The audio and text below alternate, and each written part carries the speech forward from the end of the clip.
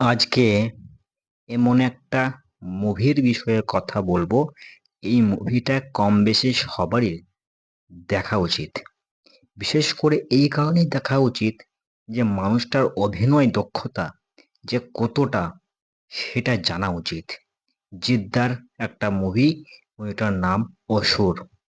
সত্যি বলছি, মুভিটা কি লেভেলের মুভি সেটা না দেখলে বুঝতে পারবেন না। প্রথমত একটা কথা বলে রাখি, মুভিটার কনসেপ্ট, মুভিটার গল্পটা কি।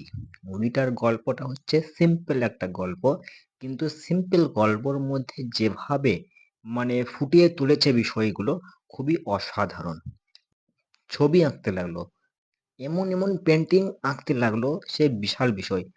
আর এমন ব্যবহার করতে লাগলো, ভালোবাসা, মানে আমি তাকে ভালোবাসি, যে এই দেখানোটা বিশাল একটা বিষয়, যে আমি তোমাকে ভালোবাসি, তোমার বিয়ে হয়ে গেছে কিন্তু আজও তোমাকে আমি কঠিন ভালোবাসি।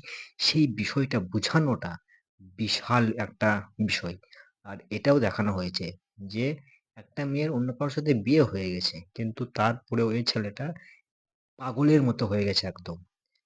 বড় বড় চুল, বড় বড় দাড়ি, অসুরের মতো ব্যবহার করছে একদম। মানে এমন ভালোবাসার টান,